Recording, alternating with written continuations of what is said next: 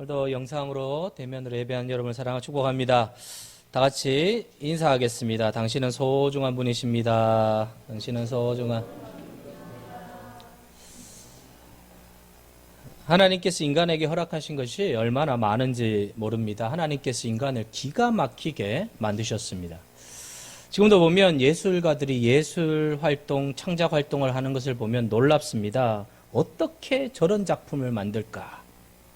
음악도 보면요, 놀랍습니다. 간단한 악보도 보기 힘든데 이 복잡한 악보를 작곡을 해서 오케스트라로 연주하는데 대단한 것을 보게 됩니다. 과학자들이 발명을 하는 것도 보면 대단한 것을 발명하고 있습니다. 이 책도 그렇습니다. 책을 읽어보면 어떻게 이런 심오한 것을 깨달아서 이것을 글로 표현했는가 보면 대단한 것입니다. 그런 재능 있는 사람들을 보면 무엇이 생각나는가 하면 하나님께서 인간에게 너무도 많은 것을 맡기셨다는 것입니다. 죄로 인해서 인간이 가지고 있는 것들을 많이 상실하긴 했지만 여전히 인간이 가진 잠재력은 대단합니다. 지금 여기 계신 분들도 연세와 상관없이 하나님이 한번 손을 딱 잡으면 무슨 일이 일어날 줄 모릅니다. 여러분, 빌 게이츠가 대학교를 다니다가 왜 대학을 그만두었느냐 하면 학교를 다니다가 그 아이디어가 생각났는데 학교를 졸업할 때까지 기다리면 그것을 다른 사람들이 만들 것 같아가지고 학교를 그만두고 중퇴하고 그냥 소프트웨어를 개발한 것입니다. 그래서 세계를 뒤집어 놓았습니다. 그가 세상을 얼마나 많이 바꾸어 놓았습니까? 인간이 가지고 있는 잠재력이 엄청나다는 것입니다. 놀랍습니다. 하나님이 인간의 그 생명체에 부어 놓으신 잠재력, possibility, 가능성은 엄청난 것입니다. 지금도 우리 안에 어마어마한 것을 매장해 놓으셨습니다. 우리가 이것을 영적으로도 대입을 시켜보면 하나님이 신자들에게 허락해 놓으신 것들이 얼마나 많겠느냐는 거죠. 세상에 일반 은총을 받은 자연인에게도 어마어마한 가능성이 있는데 하나님의 백성들에게 주신 것들이 얼마나 더 놀라울까요? 그래서 저는 구원을 받은 백성들이 구원 이후의 삶을 한마디로 표현하면 놀라운 삶이다 라고 표현할 수 있다는 것입니다. 신자가 겨우 신자의 명복만 유지하는 그런 수준의 삶이 아니라는 것입니다. 하나님께서 우리를 구원하셨는데 겨우 죄만 짓지 않도록 살게 만드신 것이 아니라는 것입니다. 과거에 우리가 잃어버렸던 모든 것들이 회복되는 줄로 믿습니다. 죄로 인하여 망가지고 상실되고 훼손되고 잃어버렸던 모든 것을 회복시키는 것입니다. 저는 흘러 넘친다라는 표현을 너무 좋아해요. 이 바닥을 긁는 삶이 아니라 흘러 overflow, 이 단 너무 바닥에 물기가 없어가지고 혓바닥으로 막 핥으면서 사는 삶이 아니라 우리 본당이 그냥 은혜의 강수가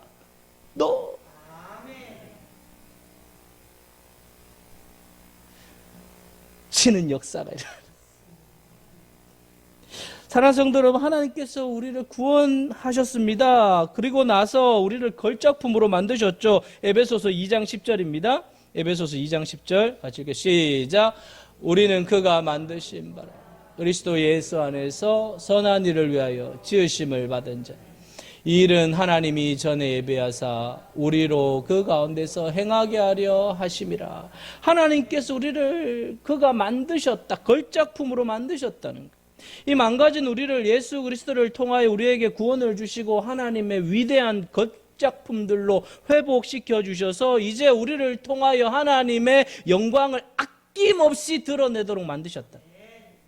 그래서 우리 한 사람 한 사람에 대한 하나님의 기대가 엄청나다는 것입니다. 하나님께서 그냥 아들을 죽인 게 아니라는 거예요. 그냥이 아니에요. 그 아들을 희생하면서까지 우리를 구원하신 그 하나님은 우리에 대한 어마어마한 기대를 가지고 계시다. 하나님이 당신의 영광을 아낌없이 드러낼 수 있는 존재들로 세우기 위하여 저와 여러분을 구원시켜 주신다. 오늘 본문 9절을 보십시오. 9절을 같이 읽어보겠습니다. 시작. 내가 또 너에게 이르노니 구하라 그러면 너에게 주실 것이, 찾으라 그러면 찾아낼 것이, 문을 두드리라 그러면 너희에게 열릴 것이니. 아버지의 약속을 예수님께서 제자들에게 확인시켜주는 내용이죠. 그러면서 악한 자라도 자식에게 좋은 것을 줄 줄 알거든 하물며 너희 하늘 아버지께서 구하는 자들에게 성령을 주시지 않겠나. 이 말은 무엇이냐 하면 아버지의 풍성함을 이제 누리라는 것입니다. 거지같이 살지 말고 하늘 아버지의 아들같이 살라는 말씀을 오늘 우리에게 주시는 거죠.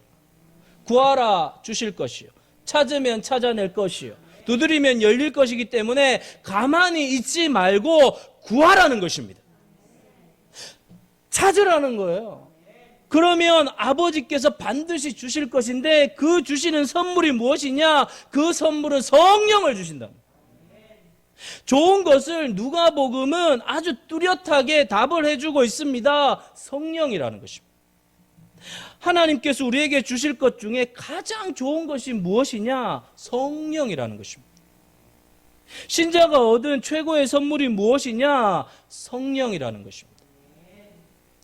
이것보다 더 나은 선물은 없다는 것입니다. 자, 여러분, 성령은 우리의 삶을 수평적 삶에서 수직적 상승을 하게 하는 은혜가 있습니다. 성령은 우리의 수준을 업그레이드 시켜주는 영이십니다.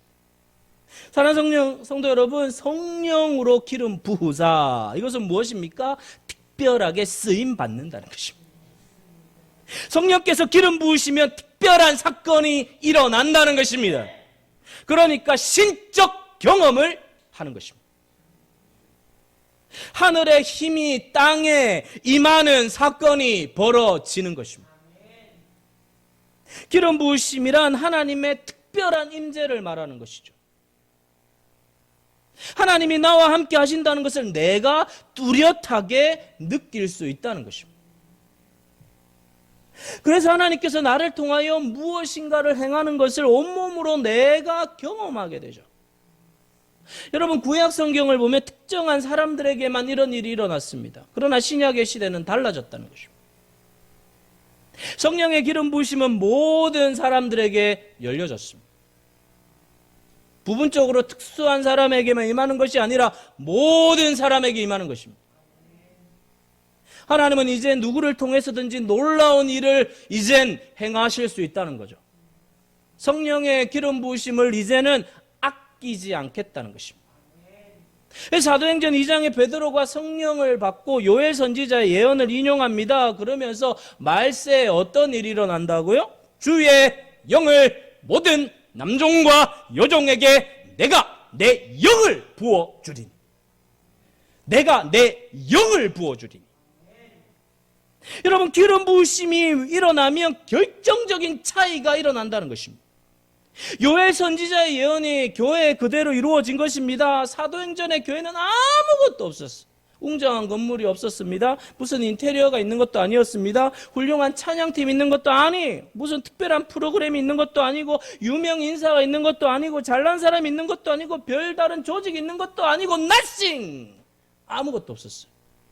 그러나 강력했습니다. 답은 딱 하나입니다. 예언대로 말세에 내가 내 영을 모든 육체에 부어주리니. 여러분, 이제 시대가 바뀌었다는 것입니다. 이전에 알던 것들이 더 이상 통용되지 않는, 그러니까 낡은 것은 이제 다 집어던지고 새로운 시대가 도래했다는 것입니다. 사람들이 이제 껍데기에 매료당하지 않는다는 것입니다. 기존의 어떤 형식의 틀에 사람들이 전혀 감동을 받지 않아요. 사도행전의 시대도 마찬가지였습니다. 낡은 유대교는 이제 더 이상 효력이 없어져 버렸어요. 폐기 처분의 위기에 몰린 것입니다. 종교 지도자들은 아무런 능력이 없었어요. 모든 것이 낡아진 것입니다. 거대한 유대 종교가 이제는 폐물이 된 것입니다. 베드로의 설교에 하루아침에 3,000명이 죽게로 돌아왔다는 사실이 유대교에 얼마나 큰 충격을 주었겠습니까? 그러니까 그 시대 종교 지도자들이 이 베드로를 잡아 죽이려고 그러잖아요. 사랑하는 성도 여러분, 우리는 모두 위기의 시대를 지나고 있습니다. 그러나 위기이지만 기회입니다. 해답은 분명합니다. 내가 내 영으로 모든 육체에 부어 주리니. 오순절에 성령이 임하심으로 잃어버린 모든 기능을 정상적으로 돌려놓았던 것처럼 오늘 이 예배 시간에 성령의 기름 부으심의 역사가 우리 가운데 잃어버렸던 우리의 모든 영적 생명력들을 전부 다 회복시키는 역사가 일어나게 되기를 축원합니다. 그러므로 이 세속 도시 안에서의 교회는 여러분 이 세상이 계속 비영적인 상태로 흘러가기 때문에 이 세속 도시 안에서의 교회는 계속 어려움을 겪을 것입니다. 환경적으로 보아도 어려움이 있습니다. 그러나 여러분 걱정할 게 없습니다. 왜냐하면 하나님은 상황에 눌리는 분이 아니시기 때문에. 상황에 밀려가시는 하나님이 아니라 하나님은 어떤 상황 속에서도 하나님은 당신의 뜻을 이루어 가시는 전능하신 하나님이신 줄로 믿습니다. 어떤 상황 속에서도 하나님은 당신의 사람들을 뽑으시고 당신의 역사를 이루어 가신다는 거죠. 그래서 바로 그 시대 속에서 하나님의 사람들이 무기력하고 별 볼일 없는 사람들이었지만 그 위에 성령의 기름을 부으사 하나님의 역사를 놀랍게 써가신 거예요. 그러니까 위기는 언제나 기회가 되는 것입니다. 아무리 조건과 상황이 좋지 않아도 하나님은 당신의 일을 완벽하게 이루시는 분이신 줄 믿습니다. 그래서 오늘 이 시대가 어쩌면 기회인 것입니다. 자, 그렇다면 누구에게 성령의 역사가 임할까요? 오늘 본문이 말씀합니다. 구하라, 찾으라, 두드리라, 구하면 내가 주겠다는 것입니다. 사랑하는 성도 여러분, 이것이 바로 신자가 가져야 할 영적인 태도라는 거죠. 구한다, 찾는다, 두드린다, 이것은 무엇입니까? 태도입니다. 이것은 적극적인 영적인 태도를 가르쳐 주는 것입니다. 근데 여러분, 누가 적극적으로 구하고 찾을까요? 자신에게 가장 절실하고 필요한 것들이 무엇인지를 아는 사람들만이 구한다는 거예요. 아무나 구하지 않습니다. 여러분, 우리가 간절히 적극적으로 구하지 않을 때가 얼마나 많은지 몰라요. 사랑하는 성도 여러분, 오늘 우리 시대의 정신적 특징 중에 하나가 무엇이냐 하면 느슨함입니다. 적당주의, 정신적인 태만, 이지고잉 하는, 그냥 대충, 그냥 그저 그렇게 때우는 것입니다. 예배도 그래요. 예배도 적당하게 때워요. 그러면 안 됩니다. 생명을 걸어야 합니다. 생명을 걸어야 합니다. 적당히. 그리고 우리 사회의 특징이 피로사회예요. 사람들이 피곤해요. 다 피곤해요. 하루 종일 놀아도 피곤하다고 합니다. 백수가 과로사하는 시대예요. 돈도 안 버는데 게임하다가 죽어버려요. 모두가 피곤한 것을 싫어합니다. 그리고 귀차니즘. 건드리는 걸 싫어해요. 나 내버려 두라는 거예요. 귀차니즘. 영적 무관심과 냉담함이 꽉 차 있습니다.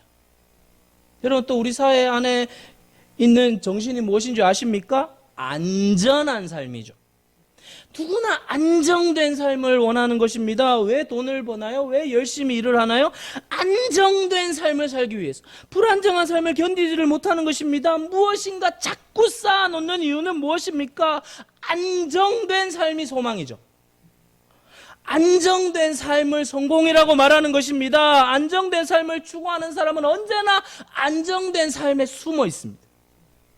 그렇다면 안정감을 추구할 때 놓치는 것이 무엇인 줄 아십니까? 굉장히 심각한 게 있어요. 이것이 무엇이냐면 간절함을 잃어버리는 거예요.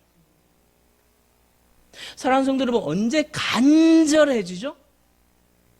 불안정한 삶에서 간절함이 나오는 것입니다. 매일의 삶이 아슬아슬해야 거기에서 삶의 투지가 나오는 것입니다. 릴렉스한 안정된 삶에서 간절함은 다 사라져버리는 거예요.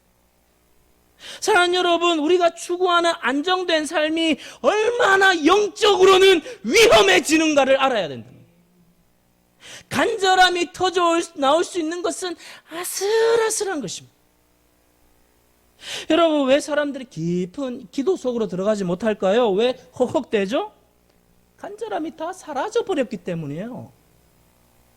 안정된 삶만을 살고자 하는 것입니다. 사랑하는 성도 여러분, 오늘 우리가 구하는 그것이 전부 다 무엇이냐 하면 간절함을 없애는 삶을 목표로 만들고 있다는 거예요. 그러나 사실은 간절함이 영적 생명을 유지하게 만드는 힘이죠. 근데 요즘은 그런 간절함이 다 사라져버린 것입니다.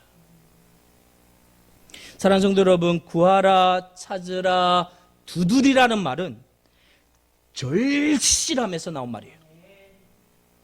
지금 이것이 없으면 나는 죽습니다 라고 하는 태도, 지금 이것이 아니면 나는 죽습니다 라고 하는 태도.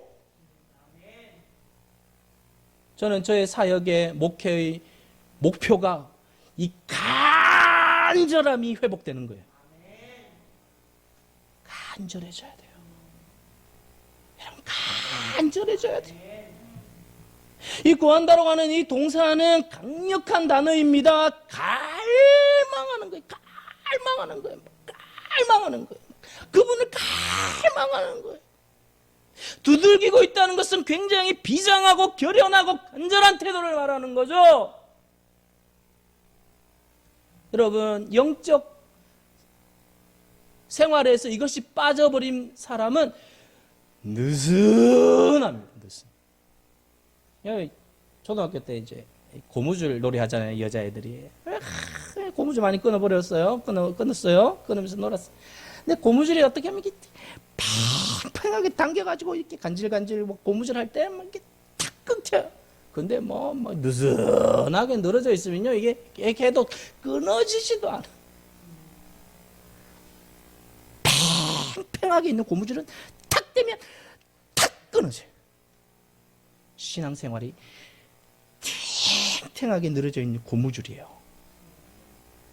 느슨하게 돼가지고 그냥 너는 뭐 하고 뭐 이게 아니라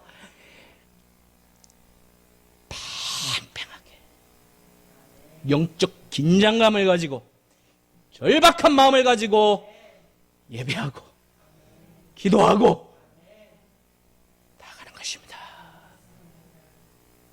사랑하는 성도 여러분, 천국은 침노하는 자의 것입니다. 특별히 우리 영적 세계에는 적극성이 필요한 것입니다. 잠언 8장 17절에 보십시오. 잠언 8장 17절 시작. 나를 사랑하는 자들이 나의 사랑을, 나를 간절히 찾는 자가 나를 만날. 하나님의 은혜가 아무에게나 임하는 것이 아니라는 거죠. 바람이 임의로 불고 있습니다. 바람이 임의로 불지만 어디에서 시작되는지는 알지 못해요. 그러나 어떤 곳으로 바람이 부는지는 대충 알아요. 그 바람을 기다리는 자에게 바람이 불게 되어 있어요. 나는 은혜 베풀 만한 자에게 은혜를 베풀고 나는 긍휼히 여김을 받을 자에게 긍휼히 여긴다는 것은 뭐예요? 그렇게 간절히 바라는 자에게 하나님의 은혜가 부어진다는 것입니다.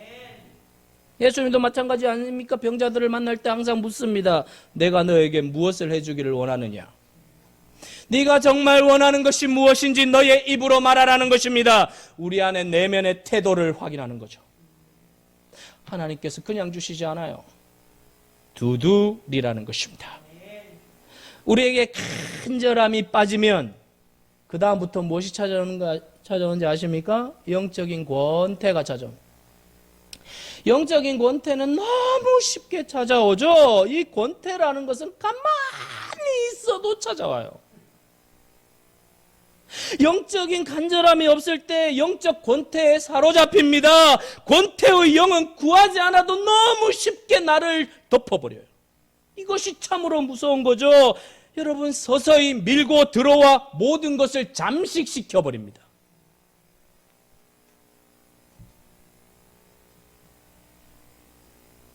권태의 영에 붙들린 교회는 끝난 거예요.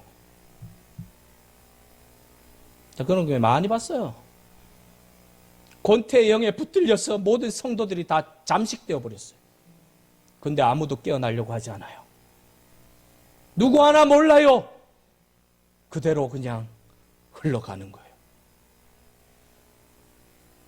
성령의 기름 부으심을 경험하는 것은 어려워도 잃어버리는 건 너무 쉬워요.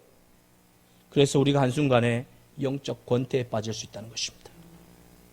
사랑하는 성도 여러분, 간절함을 가진 사람은 가만히 있지 않습니다. 간절함을 가진 사람은 자신의 영적 상태를 아주 잘 알아차리죠. 내가 지금 어떤 상태에 있구나, 이것을 아주 잘 알아차리는 것입니다. 그것을 알아차려야 하나님 앞으로 나아갈 수 있다는 거예요. 가장 위험한 것은 알아차리지를 못하는 거죠. 왜? 영적 둔감함이 찾아왔기 때문에. 영적으로 둔감한 상태는 어떤 것입니까? 자신이 어떤 상태에 있는지 도무지 알지 못한다는 거죠. 이것처럼 안타까운 것이 없어요. 그래서 자기의 상태를 모르기 때문에 구하지 않습니다. 이것이 가장 답답한 것입니다. 사랑하는 성도 여러분, 우리 신앙의 일평생 동안의 싸움은 무엇이냐면 영적인 상태가 깨어있는 상태로 유지하는 거예요. 그 다음은 하나님이 다 알아서 하십니다. 그런데 우리가 깨어있는 이 상태를 유지하지 못하고 나도 모르게 영적인 간절함을 잃어버리면 죽는 것입니다. 그러면 내가 나중에 어떤 상태에 처하게 되는 것입니까? 내가 죽었는지도 모르는 상태가 오게 되는 거예요. 그런데 이 상태에 빠진 사람들이 너무나 많다는 것입니다. 사랑하는 성도 여러분, 모르면 구하지 않습니다. 어떻게 구합니까? 자기가 어떤 상태에 있는지, 내가 얼마나 영적으로 어두움에 있는지, 내가 얼마나 영적으로 둔감해져 있는지, 내가 얼마나 그 어마어마한 영의 세계를 얼마나 많은 것을 잃어버렸는지 모르는데 어떻게 구합니까? 구하지 않습니다.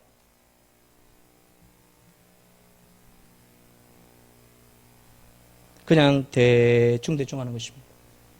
뭘 해도 대충해요. 대충 하는 거예요, 다. 사랑하는 성도 여러분, 죄가 왜 무섭습니까? 그 죄에 빠져 있으면 자신의 영적 상태를 전혀 감지하지 못하기 때문입니다. 그러니까 갈 때까지 가는 것입니다. 그래서 자기가 어떤 일을 하고 있는지 전혀 모르는 거예요. 그래서 빠져나올 수가 없습니다. 그러니까 갈 때까지 가는 것입니다. 여러분, 일평생 우리가 신앙생활을 하면서 놓치지 말아야 할 것 중에 하나가 무엇이냐 하면 영적인 민감성입니다. 영적인 민감성을 잃어버리면 아주 위험해지는 것입니다. 여러분, 나병 환자들이 그렇지 않습니까? 고통을 못 느끼니까 손을 불에다 막 집어넣는 거예요. 어떤 일이 일어날지 모르는 것입니다. 영적인 센시티브를 잃어버리면 그 사람이 어떤 상황에 빠질지 모른다는 거죠. 영적인 센스가 작동되어야 합니다. 사랑하는 성도 여러분, 이게 죽으면 구하지 않습니다. 아무리 소리를 쳐도 간절함이 없죠. 하나님 보시기 얼마나 안타까운지 몰라요. 너는 죽었는데 네가 죽었는지도 모르는구나. 여러분, 이게 한국 교회 안에 드리워진 거대한 힘입니다. 어떤 한 사람의 문제가 아니라 총체적 낭독이라는 거죠. 사랑하는 성도 여러분, 영적인 간절함을 가지면 가만히 있을 수가 없습니다. 기도가 달라집니다. 먹을 것을 쌓아두고 왜 금식을 하나요? 영적인 간절함이 있는 것입니다. 왜요? 영적으로 내가 민감하기 때문에 내가 이 상태로 그대로 있으면 굉장히 위험해지겠구나라는 인식이 찾아오니까 이대로 안 되고 특단의 비상 선포를 하는 것입니다. 다시 내 영적인 상태를 민감하게 끌어올리기 위해서 먹을 것을 다 끊어버리고 하나님의 은혜만을 구하는 간절한 태도를 회복하기 위해서 아무것도 먹지 않겠다는 것입니다. 영적인 민감성이 사라지면 죽는 줄 모르고 죽습니다. 사랑하는 성도 여러분, 영적인 간절함이 사라지고 있다는 것은 비상사태입니다. 그래서 영적 회복을 위한 특단의 조치를 내려야 하는 것입니다. 그렇지 않으면 하나님으로부터 받은 영적인 헤리테이지, 기업들을 다 잃어버리게 돼요. 영적인 눈이 어두워지고 귀가 감기는 것입니다. 자기가 무슨 일을 하고 있는지 자기도 몰라요. 그 상태가 얼마나 위험한 상태인지 모르는 것입니다. 영적으로 다운이 되는 순간이 올 때 하나님의 백성들은 그 영적인 센시티비티가 작동을 해서 특별한 기도 시간을 만들고 특별히 하나님 앞에 엎드리고 기도하며 나아가기를 애쓴다는 거죠. 여러분, 시편 51편에 다윗이 그랬습니다. 다윗이 울부짖으면서 성령이 떠나지 않게 해달라고 기도하는 거죠. 사울 왕에게서 성령이 떠나시자 그가 얼마나 비참한 상태에 있는가를 그냥 짐승처럼 살아가는 사울의 모습을 보았던 다윗은 성령이 떠나가는 상태가 얼마나 위험하고 두려운 상태인가를 알았기 때문에 시편 51편에서 주의 성령이 떠나가지 않게 해달라고 간절히 메어 달린 것입니다. 다윗이 깨어난 것입니다. 오늘 예배 시간에 깨어나기를 축복합니다. 깨어나십시오. 이런 간절함으로 구하는 사람들은 하나님의 응답이 올 때까지 기다릴 줄 알아요. 우리가 왜 기도 생활을 실패하는가 하면 잘 기다리지를 못하는 것입니다. 그분이 내 가운데 기름 부으실 때까지 잘 기다리지를 못하는 거죠. 오늘 이 시대가 어떻습니까? 굉장히 조급해졌습니다. 사람들이 잘 기다리지를 않습니다. 우리의 실패의 지점에 가보면 전부 다 기다림에서 실패한 것입니다. 여러분, 내가 성령보다 앞설 수 있나요? 낯선 나라에 가서 길을 안내하는 가이드가 오기 전에 버스가 출발해버리면 어떻게 되나요? 헤매다가 다시 원점으로 돌아오게 되는 것입니다. 신앙은 기다림입니다. 얼마나 기다려보셨습니까? 그분을 갈망한다면 기다리셔야 합니다. 그러므로 예배의 자리에 올 때마다 성령의 기름 부으심의 그릇을 준비하고 오셔야 돼요. 그 그릇을 정결케 하고 오셔야 돼요. 그 그릇이 준비된 자들에게 하나님께서 예배 가운데 놀라운 은혜를 부어주실 줄 믿습니다. 여러분, 사업을 할 때도 마찬가지고 공부할 때도 마찬가지고 진로와 우리의 삶의 모든 것들도 마찬가지입니다. 성령의 음성은 기다리는 자에게 주시는 것입니다. 구한다는 말은 뭘까요? 기다린다는 얘기입니다. 그분이 응답하실 때까지 기다린다는 것입니다. 왜 우리가 실패합니까? 내가 앞서니까. 내가 성령보다 먼저 행하는 것입니다. 여러분, 내가 성령을 기다리지 못할 때 내가 무엇인가를 만들려고 시도를 하죠. 억지로 무엇인가를 만들려고 노력을 하는 것입니다. 조급증이 발동하죠. 성령이 기름 부으실 때까지 기다리는 것입니다. 이것이 우리가 할 일입니다. 여러분, 왜 성령의 기름 부으심이 신자에게 선물 중에 선물일까요? 성령의 기름 부으심은 우리의 삶을 특별한 삶으로 이끌기 때문입니다. 기름 부으심이 무엇일까요? 우리로 하여금 인간적 한계를 뛰어넘게 만들어주시는 것입니다. 모든 삶의 차원을 다르게 만들어주는 것입니다. 성령께서 우리 안에 있는 잠재력들을 극대화시키십니다. 우리의 모든 자원들을 다 살아나게 만드십니다. 우리의 영혼이 풍성하게 하고 각양각색의 놀라운 은사들을 우리 속에 부어주시고 성령 안에서 우리가 찾고 구하는 것을 더 정확하게 우리에게 허락하시고 이끌어 주신다는 것입니다. 성령이 오시면 새로운 세계가 열리고 삶의 집중도가 높아지고 파워가 생기고 지혜가 생기고 놀라운 역사들이 펼쳐지게 될 줄로 믿습니다. 내가 하는 게 아니에요. 하나님의 영이 역사하는 거예요.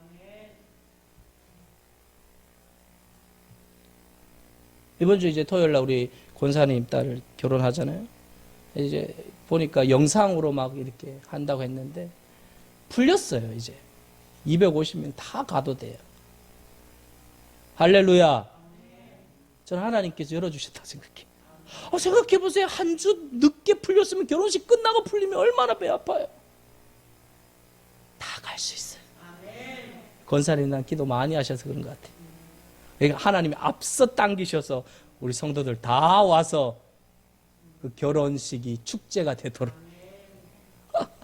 오늘 일부 예배 때는 이제 두 형제 자매가 신혼 부부가 앉아 있었는데 여러분들보다 아멘 크게 하더라고요. 얼마나 기쁜지. 하나님이 역사하시면 안 될 것도 되고 막힌 것도 풀리고 모든 장벽을 뛰어넘을 줄 믿습니다. 여러분, 요한일서 2장 27절을 보십시오. 이렇게 되어 있습니다. 요한일서 2장 27절 시작. 너희는 주께 받은 바 기름 부음이 너희 안에 거하나니 아무도 너희를 가르칠 필요가 없고 오직 그의 기름 부음이 모든 것을 너희에게 가르치며 또 참되고 거짓이 없으니 너희를 가르치신 그대로 주 안에 거하라. 성령의 기름 부으심이 임하며 우리에게 모든 것을 가르쳐 주신다는 것입니다. 모든 것을 생각나게 하신다는 거죠. 영적 세계의 눈이 밝아지고 우리의 지각이 활짝 열리게 된다는 것입니다. 미래가 보여지고 진리가 진리로 깨달아진다는 거죠. 말씀을 읽고 묵상할 때 놀라울 정도로 깊이 깨닫고 감동받게 하신다는 것입니다. 때로는 성경만 읽어도 온몸이 달아오르는 역사가 일어납니다. 사랑하는 성도 여러분, 사도행전의 제자들은 영적 날개를 달았습니다. 예루살렘과 온 유대와 사마리아와 땅끝까지 이르러 증인의 삶을 살았습니다. 장벽을 뛰어넘은 것입니다. 이기심에 사로잡혀 있었던 그 사람들의 죄성이 다 깨어져 버리는 역사가 일어난 것입니다. 성령이 임하시자 성령이 그들의 마음을 다스려 주셨습니다. 기쁨과 평안과 담대함이 찾아온 것입니다. 사랑하는 성도 여러분, 우리의 감정을 우리가 조절하기 어려울 때가 얼마나 많은지 몰라. 그러나 성령이 우리의 마음을 사로잡으시면 이 세상에 그 어떤 것도 빼앗아갈 수 없는 마음의 평강이 우리에게 부어질 줄로 믿습니다. 성령의 기름 부으심은 우리에게 어떤 두려움이나 근심도 다 사라지게 만든다는 것입니다. 하나님이 우리에게 주시는 마음은 두려움이 아니라는 거죠.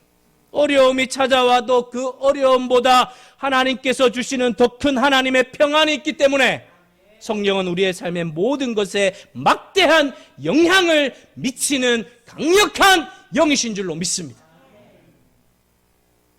사랑하는 성도 여러분, 성령의 기름 부으심이 있어야 우리의 삶이 실제적으로 시작이 된다는 거죠. 예수님의 공생의 시작이 무엇입니까? 요단강에서 세례를 받고 나오실 때 성령이 비둘기같이 임했습니다. 그것이 예수 그리스도의 공생의 출발이죠. 사도행전의 신약의 교회가 시작된 것이 무엇입니까? 성령이 오순절날 임하심으로 신약의 교회가 시작이 된 것입니다. 제자들의 삶의 시작이 무엇입니까? 오순절의 성령의 강림으로 제자들의 삶이 비로소 제자의 삶에 걸맞는 삶이 시작된 것입니다. 두려움에 쌓여 도망치던 그들이 이제 증인의 삶을, 하늘의 권능을 가진 삶을 시작하게 된 거예요. 사랑하는 성도 여러분, 오늘 우리가 무엇을 구할 것입니까? 우리가 구할 것은 딱 한 가지입니다. 성령의 기름 부으심. 그래야 우리의 삶의 공생애가 시작이 되는 것입니다. 그것이 신앙생활의 관건입니다.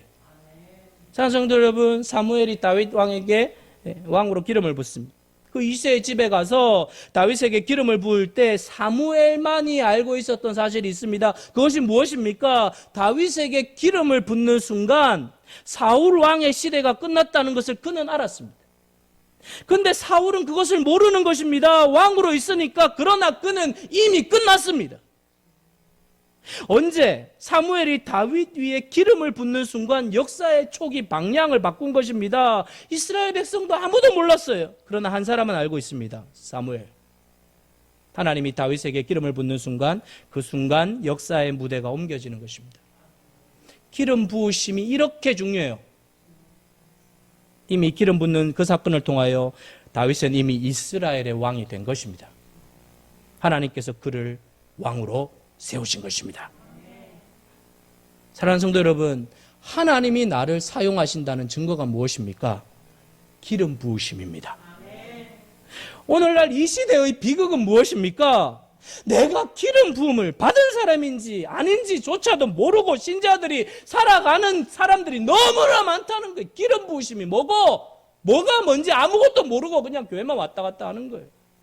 왜 주님이 십자가를 지시기 전에 제자들에게 보혜사 성령을 약속하셨을까요? 왜 마지막 다락방 강화에서 주님이 다른 걸 말씀하시지 않고 보혜사가 너희에게 임할 거라고 약속하고 가셨을까요? 그만큼 중요하다는 거예요. 그만큼 그게 중요하다는 거예요. 그걸 받아야 된다는 거예요. 사랑하는 성도 여러분, 구하십시오 그분을. 찾으십시오 그분을. 두드리십시오 그분을. 어떻게 해요? 간절히 그분이 누구인지 아는 분은 구하게 되어 있어요. 두드리게 되어 있어요. 찾게 되어 있어요. 사랑하는 성도 여러분, 그분의 기름 부으심이 흘러 넘치는 우리 교회 되겠습니다. 임하는 거 아닌가, 긴가만가가 아니라 그분의 기름 부으심으로 내가 회복되고, 그분의 기름 부으심으로 내가 변화되고, 그분의 기름 부으심으로 내가 치유되고, 그분의 기름 부으심으로 우리 교회 부흥의 불길이 타올라서 시대를 감당하십시다. 자, 우리 세길교회가 만안교에 있으나 만안교회가 아니라 조교회 가라고. 조교회 가면 산다고. 조교회 가면 바뀐다고. 조교회 가면 기름 부으심이 있다고. 아멘 좀 크게 해야죠. 기름 부으심이 있다고 라는 소문이 났으면 좋겠습니다. 하나님 살아계십니다. 그분을 만나는 저와 여러분 되시길 축복합니다.